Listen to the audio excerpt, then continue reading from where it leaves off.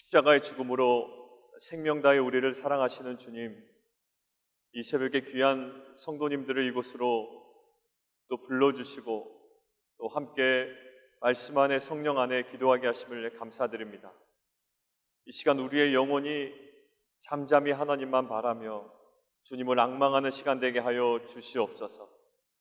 상황 때문에 요동치 아니하고 우리의 구원이요 반석이시요 산성이신 주님으로 인해 우리의 믿음이 더욱 견고해지는 귀한 시간 되게 하여 주시옵소서.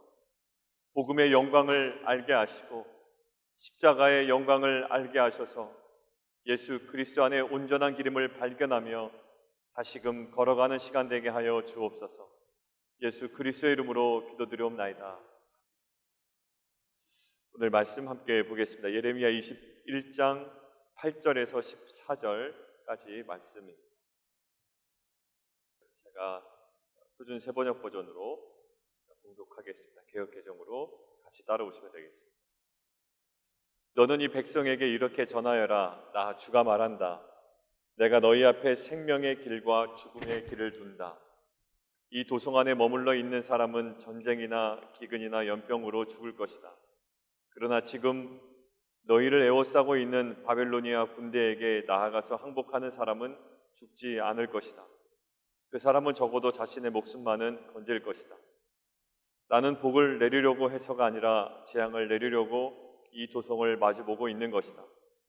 이 도성은 바빌로니아의 왕의 손에 들어갈 것이고 그는 이 도성을 불질러 버릴 것이다. 나 주의 말이다. 이제 유다 왕실에 말한다. 너희는 나 주의 말을 들어라. 다윗의 왕가는 들어라. 나 주가 말한다. 아침마다 공의로운 판결을 내려라. 너희는 고통받는 사람을 구하여 주어라. 억압하는 자들의 손에서 그들을 건져 주어라. 그렇지 않으면 그들의 악행 때문에 나의 분노가 불처럼 일어나서 불탈 것이니 아무도 끌 수 없을 것이다. 골짜기로 둘러싸인 우뚝 솟은 바위산에서 사는 자들아, 우리를 습격할 자가 누구며 우리가 숨은 곳에까지 쳐들어올 자가 누구냐 한다마는 이제 내가 너희를 치겠다. 나 주의 말이다. 나는 너희의 행실에 따라 너희를 벌하겠다. 나 주의 말이다. 내가 바로 예루살렘에 숲에 불을 질러 그 주변까지 다 태워버리겠다. 오늘은 편견을 깨야 십자가와 부활을 경험합니다라는 제목으로 말씀을 함께 나누겠습니다. 오늘 이스라엘 남유다 백성들이 맞닥뜨려야 하는 편견 두 가지가 있습니다. 하나는 생명의 길과 사망의 길에 대한 편견입니다. 하나님께서는 오늘 예레미야를 통해서 생명의 길과 사망의 길을 두었다라고 말씀하십니다. 생명의 길은 이렇게 기록되어 있습니다. 9절 함께 보겠습니다. 시작. 이 성읍에 사는 자는 칼과 기근과 전염병에 죽으려니와 너희를 에워싼 갈대인에게 나가서 항복하는 자는 살 것이나 그의 목숨은 전리품같이 되리라. 생명의 길은 바벨론에게 항복하는 길이요, 그리고 사망의 길은 성읍에 남아 있는 겁니다. 그런데 이스라엘 백성들은 아마 그 반대로 생각했을 것 같습니다. 성에 남아 있으면서 성전을 의지하는 것이 주님을 붙드는 길이요 생명의 길이라고 그들은 아마 생각했을 겁니다. 그리고 예루살렘의 지형적인 유리한 조건도 그들에게 한몫했을 것 같습니다. 13절 함께 보십시오. 여호와의 말씀이니라. 골짜기와 평원의 바위의 주민아, 보라, 너희가 말하기를 누가 내려와서 우리를 치리요, 누가 우리의 거처에 들어오리요 하거니와 나는 내 대적이라. 예루살렘의 그 지형적인 이점이 있습니다. 그래서 난공불락의 요새임을 그들은 자랑하고 또한 그것을 의지하고 있습니다. 그렇기 때문에 오히려 그 지역을, 그 성읍을 떠나지 않는 것이 앞으로 외세의 침략에 방어하는 것에 유리하고 또 그것이 오히려 회복의 기회가 더 있을 거라는 그들의 편견이 있습니다. 그런데 오히려 바벨론에게 항복하는 것이, 그들에게 죽은 자처럼 나아가는 것이 목숨을 건질 수 있는 생명의 길이다라고 이야기를 합니다. 여러분들, 여호와의 성전이면 만사 오케이였던 상황입니다. 그들의 형식적인 신앙과 그들의 편견에 경종을 울리는 하나님의 음성이 되었을 거라고. 오히려 살기 위하여 그들이 선택해야 되는 것은 무엇이냐면 정반대로 죽을 것 같은 방법과 길을 선택해야 됩니다. 자신들이 그동안 갖고 있던 편견을 하나님의 음성 앞에 내려놔야지 그들이 살 수 있습니다. 그리고 두 번째 맞닥뜨려야 하는 두 번째 편견이 있습니다. 10절입니다. 10절 함께 보겠습니다. 여호와의 말씀이니라 내가 나의 얼굴을 이 성읍으로 향함은 복을 내리기 위함이 아니요 화를 내리기 위함이라. 이 성읍이 바벨론의 왕의 손에 넘김이 될 것이요 그는 그것을 불사르리라. 여러분들, 하나님의 얼굴이 예루살렘의 성읍을 향한다라고 하는 것은 나쁜 의미는 아닌 것처럼 들려집니다. 하나님의 얼굴을 우리를 향하여 돌리셨다라는 것. 실은 이것이 무엇을 의미하냐면 원래 하나님이 자기의 얼굴을 주의 백성에게 돌리신다라는 의미는 그들의 형편을 헤아리시고 가장 적절한 복을 내려주신다라는 좋은 의미입니다. 민수기 6장 24절 26절에 이렇게 기록되어 있습니다. 여호와는 내게 복을 주시고 너를 지키시기를 원하며 여호와는 그의 얼굴을 내게 비추사 은혜 베푸시기를 원하며 여호와는 그 얼굴을 내게로 향하여 드사 평강 주시기를 원하노라 할지니라 하라. 그들은 이같이 내 이름으로 이스라엘 자손에게 축복할지니 내가 그들에게 복을 주리라. 그렇게 복을 주라는 거예요. 그렇게 복을 빌라는 겁니다. 여호와의 얼굴이 너희를 향할 것이다. 너희에게 복이 임할 것이다. 그런데 오늘 본문은 여호와의 얼굴이 그들을 향한다라는 오늘 본문의 의미는 그들을 복 주시기 위함이 아니라 그들을 공격하시기 위함이라. 그들의 생각과는 전혀 다른 하나님의 의도가 있습니다. 13절 아까 봤다시피 누가 우리를 공격하겠느냐? 그런데 바로 하나님이 그들을 공격하신다라는, 하나님의 이스라엘의 대적을 물리치시는 것이 아니라 하나님이 오히려 이스라엘의 대적이 되신다고 이야기하십니다. 지금 이스라엘 민족은 두 가지 편견 앞에 서 있습니다. 하나는 생명의 길이 꼭 사망의 길인 것 같고 사망의 길이 생명의 길인 것 같습니다. 그리고 여호와 하나님의 얼굴을 향하심이 우리를 살리시고 우리를 복주시는 것 같지만 우리를 치시는 하나님의 공격이 된다라고 합니다. 이 두 가지 편견 앞에선 이스라엘 백성 또 남유다 백성들이 살 수 있는 방법이 무엇일까요? 결국 그들이 사는 방법은 이것입니다.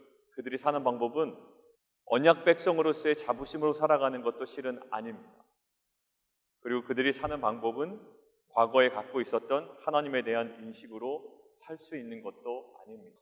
또한 언약 백성으로 행하고 있는 어떠한 형식적인 제도로 살 수 있는 것도 아닙니다. 오직 그들이 살 수 있는 방법이 있습니다. 살아계신 하나님의 말씀 앞에 서고 말씀을 청종하고 의지하고 순종하는 길이 그들이 사는 길이었습니다. 언약 백성으로서의 자부심도 실은 소용없습니다.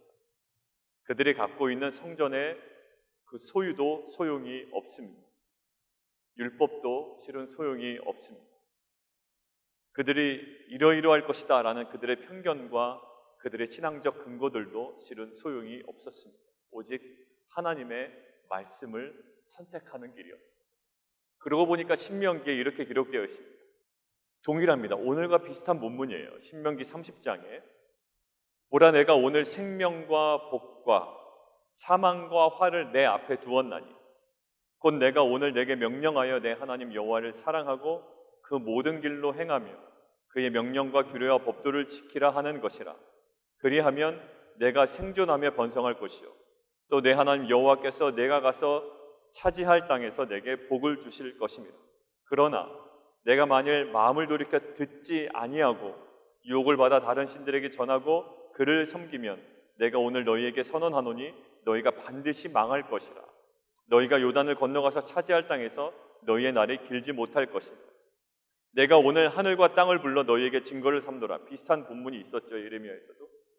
내가 생명과 사망과 복과 저주를 내 앞에 두었은즉 너와 내 자손이 살기 위하여 생명을 택하고 내 하나님 여호와를 사랑하고 그의 말씀을 청종하며 또 그를 의지하라. 그는 내 생명이시요 내 장수이시니 여호와께서 내 조상 아브라함과 이삭과 야곱에게 주리라고 맹세하신 땅에서 내가 거주하리라. 결국 말씀에 대한, 그들에 대한 언약 백성에 대한 자부심도 아니었고 또 과거에 갖고 있었던 하나님에 대한 어떠한 인식도 아니었습니다. 오늘 임한 그들에게 임한 말씀에 순종하는 겁니다. 그러면 오늘 본문에 임한 하나님의 말씀은 무엇일까요? 사는 길은 오직 바벨론에게 죽은 자처럼 항복하는 길이라. 이게 참 힘든 결정입니다. 사는 길이 바벨론에게 죽은 자처럼 항복하는 길이라. 제일 어려운 부분입니다. 오히려 성을 지키면 안 된답니다. 그 성전을 지키면 안 된다고 그래요. 성읍에 머무르면 안 된다고 합니다. 그러면 오히려 회복이 어렵습니다. 그리고 부활이 없습니다. 하나님의 은혜는 우리가 생각하지 못한, 그리고 우리가 기대할 수 없는, 우리가 저주스럽게 생각하는 바벨론 땅에서 준비되어진다라는 것. 오히려 그것을 통해서 우리에게 회복과 부활이 주어진다라는 것. 그것을 믿고 나아가야 하는 것이 오늘 편견을 깨고 하나님 앞으로 나아가는 이스라엘 백성의 모습입니다. 아마 쉽게 결정하지 못했을 겁니다. 아마 이렇게 얘기하는 예레미야를 향하여 매국노라는 또 다른 비난이 쏟아졌을 겁니다. 바벨론에게 항복하라고, 그런 저주스러운 결정을 하라고, 그것이 생명의 길이라고, 아마 온갖 비난과 수모를 또 들었을 겁니다. 바벨론에게 항복하는 것이 사는 길이라 그런 저항감도 들었을 것이고요. 그러나 명백한 것은 있어요. 바벨론에게 항복하는 것이 죽은 것처럼 그들에게 항복하는 것이 사는 길입니다. 우리에게도 이러한 저항감이 있습니다. 그것이 과연 사는 길입니까? 그것이 정말 승리의 길입니다. 오히려 그러한 방법과 그러한 길은 세상 앞에 창피한 길 아닙니까? 라는 항변이 나오는 그러한 길이 있습니다. 그리고 최선의 방법도 아닌 것 같습니다. 이것은 차선책도 아닙니다. 최선도 아닐 뿐더러 차선도 아닙니다. 이것은 최악의 경우입니다. 라는 저항이 있습니다. 우리가 그동안 신앙생활하면서 경험했던 것과 우리가 아는 하나님의 방법과는 전혀 다른 차원의 내용이 우리 가운데 오기 때문에 세상의 일반적인 방식과도 어울리지 않습니다. 그게 어떻게 사는 길입니까? 창피당하고 수치스럽고 죽는 길이지 어떻게 그게 사는 길입니까? 성읍에서 그래도 성전 중심으로 버티고 버티는 것이 그들의 신앙 스타일에 더 잘 어울립니다. 그리고 그것이 더 열정을 불러일으킨다고요. 성전 중심으로 예루살렘 성읍에서 끝까지 버티는 것이 오히려 그들에게 열정이 되고 그들에게 동기부여가 된다는 말이에요. 그런데 오히려 성전 중심으로 성전에 버티고 버티는 것이 오히려 죽는 길이라고 합니다. 그들은 실은 바빌론과 싸우기 전에 사실 그들 내면에 있는 신앙적 편견을 이겨내야 하는 아주 그냥 숙명적인 과제가 있었습니다. 그 편견과 싸워야 되는 거예요. 그 편견을 이겨내지 못하면 바벨론에게 항복하라는 하나님의 음성에 절대로 순종할 수가 없습니다. 우리 안에 어떠한 편견을 깨지 못하면 하나님께서 우리에게 명령하신 그 말씀에 우리가 순종할 수 없습니다. 왜냐하면 그것은 세상 방식과 다르고 우리가 그동안에 경험했던 신앙적 스타일과도 다르기 때문에 절대 하나님의 말씀에 순종할 수 없습니다. 우리의 편견을 깨지 않으면 바벨론에게 죽은 자처럼 항복하라는 진정한 십자가로 들어갈 수가 없습니다. 그러나 하나님 말씀에 순종하여 우리의 편견을 깨고 바벨론에게 항복하면, 죽은 자처럼 항복하면 오히려 70년 이후에 고레스 칙령을 통하여 회복시키시는 하나님의 일하심을 경험하게 될 겁니다. 부활을 경험하게 될 거예요.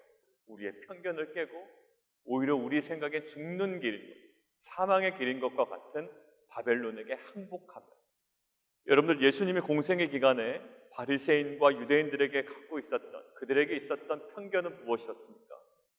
십자가에 대한 편견이었습니다. 어찌 십자가가 사는 길입니까? 그것은 저주가 아닙니까? 라는 편견입니다. 그러나 오직 예수님께서는 세상적인 편견에 맞서서, 바리새인의 편견에 맞서서, 그 유대인에 갖고 있었던 그 신앙적, 유대교적인 신앙의 편견에 맞서서 오히려 십자가를 선택하셨습니다. 그들이 생각하는 오히려 저주스러운 길, 그 사망의 길처럼 보였던 십자가를 선택하셨습니다. 그리고 그 십자가를 통하여 부활과 구원의 역사를 감당해 내셨습니다. 우리 각자에게도 쉽게 벗어날 수 없는 편견이 있습니다. 혹 누구에게는 굉장히 쉬운 것 같지만 어느 누구에게는 쉽게 깨지 못하는 편견이 있습니다. 관계적 어려움 때문에, 그것이 바벨론이기 때문에 그 편견 깨기가 어렵습니다. 바벨론에게 죽으라고? 이것만은 아니야 라는 편견이 있다고요. 이것만은 아니야. 십자가만큼은 아니야. 그 죽음만큼은 아니야. 내가 경제적으로 손해보는 것 이것만큼은 아니야 라는 편견이 있다고요.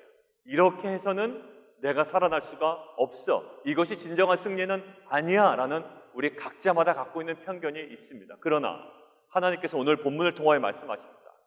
그러한 우리 안에 있는 편견이 깨어지지 않으면 진정한 십자가의 길로 들어갈 수 없다라는 거예요. 우리가 갖고 있는 편견 유지하면서 우리가 쉽게 십자가의 길 선택할 수 없습니다. 편견은요, 오늘 묵상을 해보니 단순한 편견이 아닙니다. 그저 우리가 갖고 있는 편견이구나 라는 수준이 아니라 이 편견은 비진리입니다. 진리가 아닌 것이에요. 편견을 깨야만 진리를 통해 생명으로 걸어갈 수가 있습니다. 결론입니다. 마찬가지로 오늘 우리 안에 그 심령에 있었던 세상 스타일의 그 편견, 신앙생활을 통한 편견을 깨고 들어오시는 하나님의 말씀이 있습니다. 이 말씀 앞에 오직 겸손함으로 순종하여 그 십자가를 온전히 선택하는 공동체 되기를 원합니다. 그것이 사는 길입니다. 죽을 것 같아도, 내가 손해보는 것 같아도, 정말 창피해도, 저주스러워 보여도 그것이 사는 길이고, 그것이 생명의 길이고, 그것이 회복의 길이며 부활의 길인 줄 믿습니다. 시간 함께 기도하도록 하겠습니다. 우리 안에 갖고 있었던 편견이 있습니다. 하나님, 그렇게 하면 정말 죽을 것 같습니다. 이렇게 하면 경제적으로 손해볼 것 같습니다. 세상에 밀릴 것 같습니다. 어떻게 해요? 바벨론에게 항복하라고요? 그거 죽는 길 아닙니까? 라는 편견이 있습니다.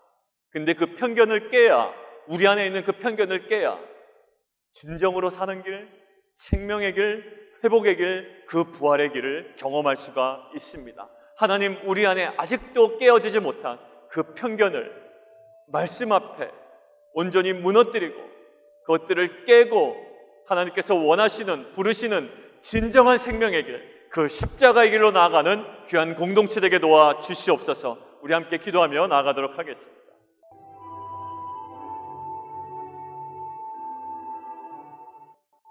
오히려 성전 중심으로 하나님 그 성읍에 머물며 예루살렘에 머물며 버티는 것이 오히려 그들의 신앙 스타일에 맞고 그들의 생명의 길인 것 같지만 하나님, 결국 그것은 죽음과 사망의 길이라고 합니다.